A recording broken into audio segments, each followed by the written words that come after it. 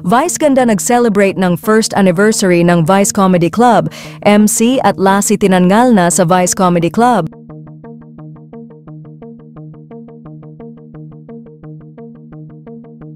Tila totoo nga ang iringan sa pagitan ni Vice Ganda at sa mga kaibigan nito na sina MC at Lassie.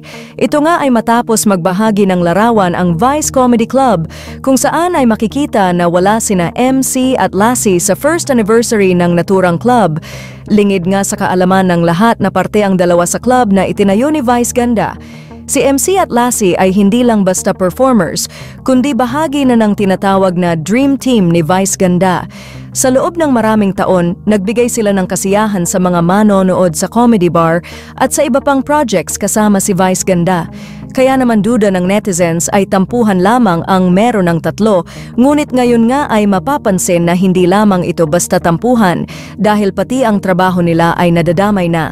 Isa na nga dito ang sa It's Showtime nang mapansin ng mga netizens na hindi na pumapasok ang dalawa at ang kawalan ng presensya nito sa Vice Comedy Club. Wala namang kumpirmasyon ng staff ng It's Showtime kung parte o hindi na ang dalawa sa kanilang show. Gayunpaman, umaasa pa rin ang mga tagahanga ni Vice Ganda, MC at Lassie na magkakaayos pa rin silang tatlo. Anila na sana ay makita ng tatlo ang kanilang mga pinagsamahan noong sila ay mga nagsisimula pa lamang. O paano mo kang Carmina, katawan mo, sorry. Aray! At bakit? Ano ang bakit kaya? Ano to? Tatlo lang tayo magsushow.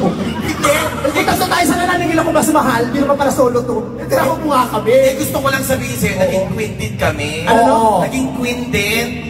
Nag-aaral din kami. Saan ka naging queen? Sa school! Paano ka naging queen sa school? Subject excellence ako. Ano subject? Academic excellence ka? Subject excellence. Bobo. Ang ganda ng mukha pero bobo. Nandiyan si Sir Carl.